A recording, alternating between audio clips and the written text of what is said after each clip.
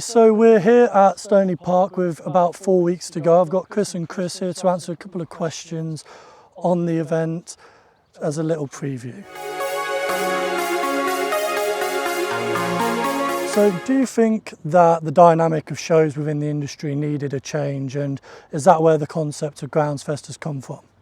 Yeah, I mean, we looked at a range of different things, from venues to times of the year to demographics for the shows. We did a lot of research. We employed another company to do some research for us as well. And then that's where Groundsfest was really born. So we wanted a mix of indoor outdoors, central location.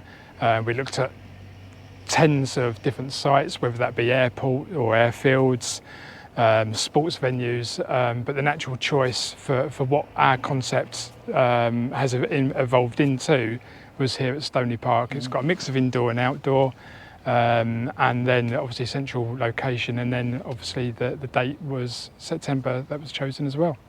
Yeah, I think also, you know, just to add to that, is in this industry, predominantly there are two trade shows. They're both indoors in winter. And we just felt that there was a huge appetite for an event in the summer, which offers the best of indoors and outdoors. Definitely, and I suppose if the weather's like this, then fingers crossed. Yeah, fingers crossed. I mean, that's one of the things that I guess it is totally out of our control. But even when we was choosing the date, obviously September was a standout choice from both exhibitors and visitors of the time of the year that they wanted an event. We was then looking into weather patterns as well over the last 15 years to see that obviously it's not scientific, but just in terms of, right, okay, this is the dates in September, what is the chance of it raining? And I don't want to sort of say too much at the moment, 4 weeks away from the show, but yeah, it's we're quite confident that we're going to have a decent 2 days. In terms of exhibitor numbers and how many you're anticipating to come to the event, how's that looking at the minute, and what can visitors to Groundsfest look forward to? Well, firstly, starting with exhibitors, I think we're around the 160 mark now, which is outstanding for a launch show. We've got such a diverse range of exhibitors. You know, the event concept lends itself just to a real wide variety of sectors. Whether it be exhibitors that concentrate on sports turf, in landscaping, you know, we have tractor manufacturers come in. We have fertiliser companies, grass seed companies, we have playground companies. So really we've got such a diverse mix, which is great for visitors. And obviously that is just something which visitors can look forward to, is the variety of exhibitors. But not only is it the exhibitors that the visitors get to see, but they get to see machinery in action. They get to have hands-on practical training through our partner Grounds Training. There's free education, indoor seminar sessions with CPD points allocated for each of them. Then we've got a dedicated landscape zone, which is really predominantly for those that might specialise in landscape design or architecture. There's just so much on offer. And then of course we have the festival as well, which has been designed to keep everyone together for that little bit longer. And as part of the festival, you know, there's some great bands that we've got lined up, some brilliant street food stalls, and of course a few drinks if they want to. Definitely, and I suppose you bring that feel of maybe stepping away from the work environment to a more social, interactive environment with that festival aspect afterwards. Yeah, absolutely. You know, that's what we wanted Groundsfest to really have, that relaxed approach to it. You know, we didn't want to say, right, okay, it's 4 o'clock now, everyone can go. You know, we really wanted to bring everyone together to network. You know, this industry is at its best when it's really talking to one another.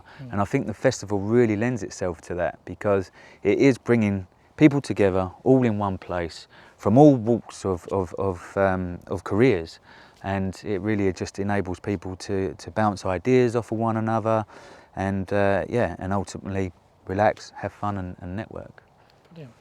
So one of the elements which Groundsfest is going to offer is the outdoor training areas and outdoor areas for people to exhibit. What's sort of the plan in terms of those demos, and what's the plan if the weather isn't quite on your side? Well, when we obviously first launched the concept, sort of whole ethos was that we were going to allow the exhibitors to do what exactly they wanted to do, so they can be as creative as they want to be. So there are going to be obviously some static stands outside, but we've also got some great demos lined up, from battery-powered equipment, handheld tools, tractors, mowers, ride-on and pedestrian. We've got some playground equipment which is going to be tested out as well. So there's going to be a real abundance of everything for the industry. So no matter whether you're a groundsman at a sports club, a greenkeeper, a course manager, local authority landscaper, there's going to be something outside for somebody to get their hands on and see the equipment in action. I think there's even going to be a paving course held outside as well.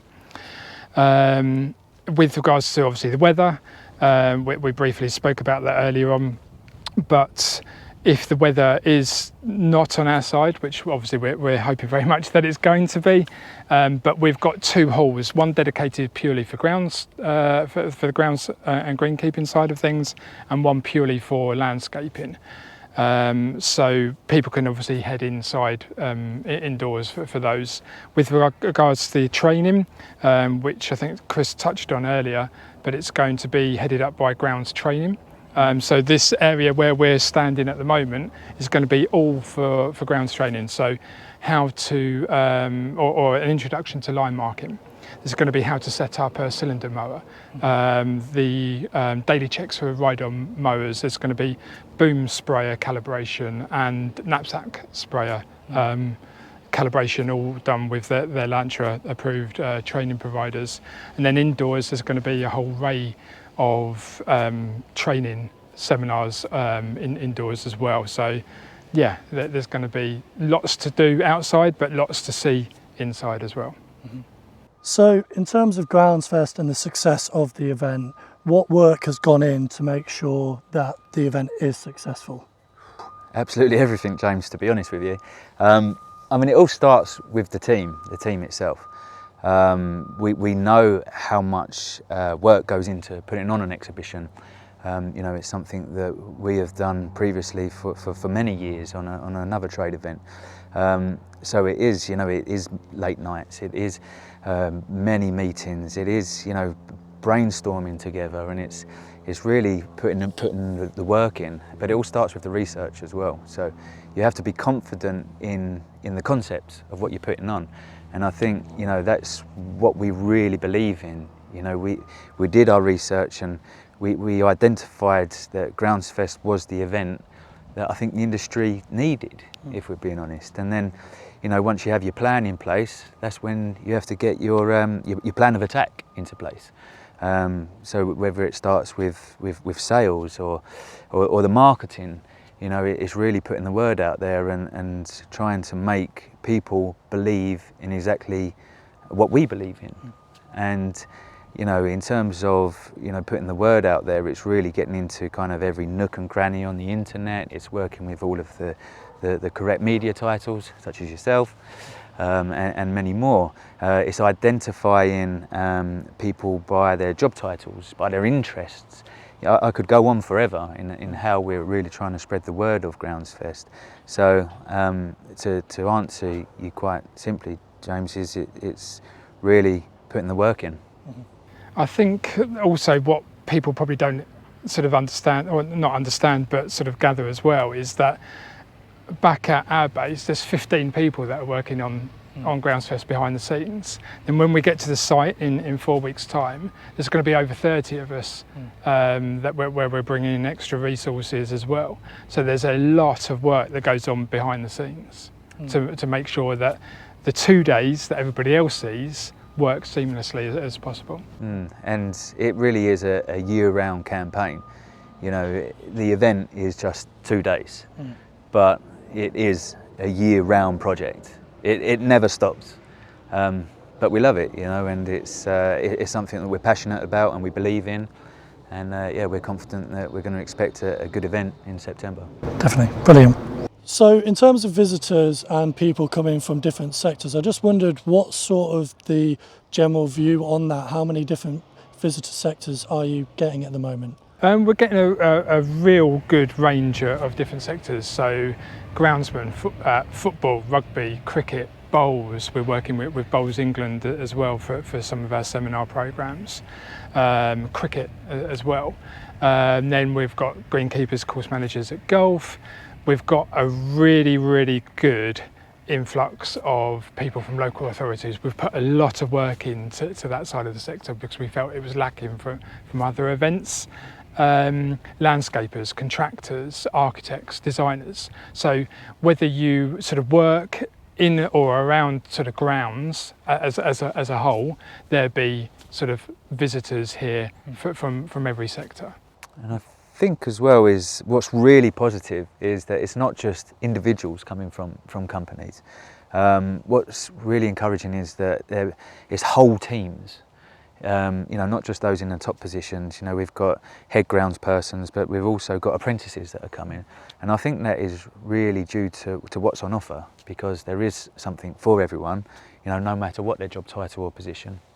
Yeah, and I suppose for like the next generation of turf industry workers, adding that extra element might sort of add an attraction for them to come to the event as well. Yeah, I mean, that was part of our sort of wider thinking in terms of putting Groundsfest on in the first instance as well, which is why Groundsfest will be the largest education sort of provider, well not provider, but in terms of where you'll get the most amount of education at one event in the country.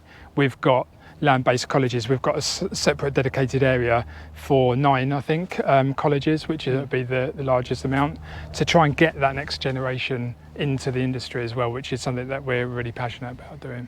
Yeah, fantastic. And I just wondered, where did it sort of birth from? Where did the landscape zone kind of first come to your mind and be like, oh, do you know what, this is something which we would like to offer? Well, we wanted to do something that encompassed the whole industry. So Barley are just literally based a few feet from my right-hand side.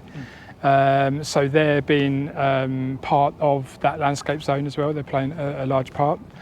And like I said, we wanted to bring the whole industry together. So it didn't matter whether you're grounds or golf or on the landscape side of things as well. We then had a discussion with a few interested parties about how that was going to work. And then we settled on working with Jess and Millie, who have got nearly 10 years experience of putting on events in that sector. So can you tell us a little bit about the training which is planned here? Who's going to be taking part in that training? Who's going to be giving the training? And also, do visitors have to register to sign up for the training? So Grounds Training, as I previously mentioned, our training partner for the event over the 2 days. There's going to be lots of little taster sessions. So Grounds Training are Lancashire approved, who are also based at Stoneleigh as well. The trainers are going to be Chris Parry, Keith Kent, Martin Sampson and Steve Potter, and they're going to be running sessions throughout the 2 days. No need to register at this point, because they're just going to be running the sessions through the 2 days. Brilliant. So it's kind of convenient for people visiting. They don't have to go through so much of a process. They can kind of come along and get straight into the training. Exactly. They're going to be running those training programs, as I said, on line marking, cylinder mowers, ride-on mowers, boom sprayers and knapsack sprayers over the 2 days at sort of intervals across those 2 days as well. So I just wondered what the main aims and objectives are for the actual festival aspect of Groundsfest. Well, again, it's really bringing and keeping the industry together for a longer period of time. As we said, we don't want Groundsfest to just finish at 5 o'clock and everyone be on their way.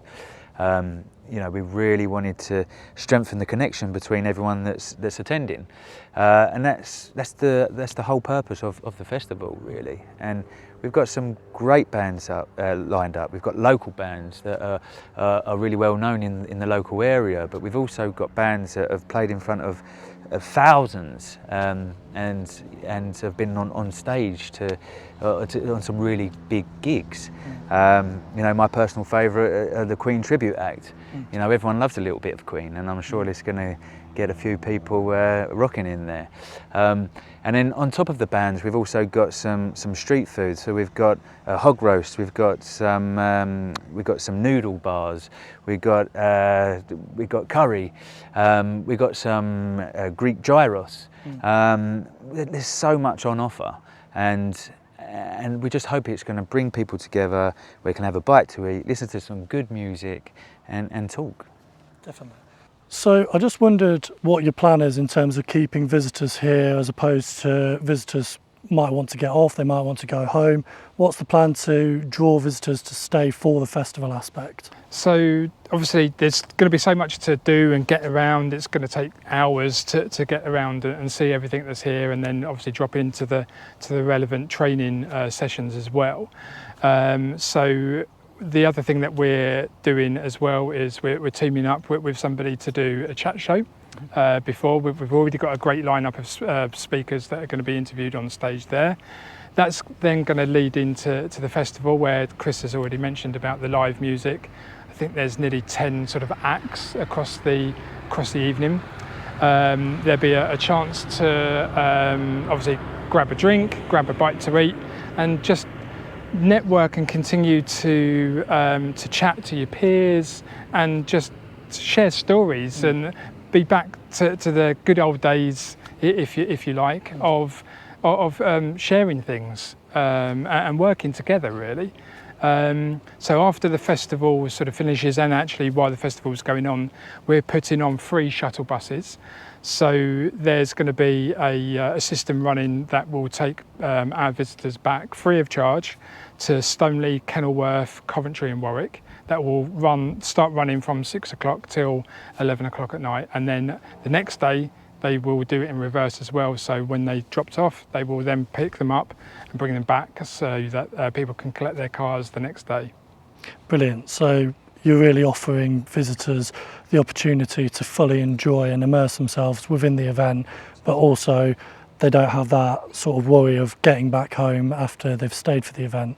Yeah, exactly. And we're also offering camping on site for anybody that wants it as well. I think we've already got about 30 or 40 pitches sold as well, which is proving quite popular, from tents. I think there was one college in Somerset that's taken 5 pitches so far as well. So that's been quite popular, and something that this site allows us to bring to the party as well. So I just wondered, in terms of the future of Groundsfest, are you guys going to assess this event and then go from there in terms of future planning, or have you already started planning for future of Groundsfest? Yeah, well, to be honest, we're always planning and looking ahead, but first and foremost, it's crucial that we get year 1 right, and I think we're on the right path to doing that. But the key to growing Groundsfest is listening.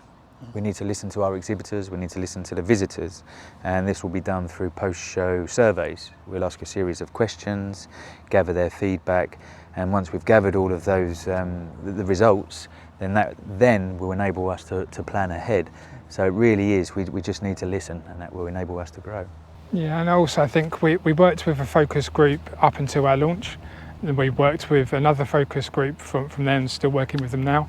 They're going to be key to influence what we provide from both a visitor and an exhibitor point of view, because they're both sides of that are just as important as each other to put on a good event. Got our dates set for next year as well, so I think we've got confidence that we're still going to be here again next year.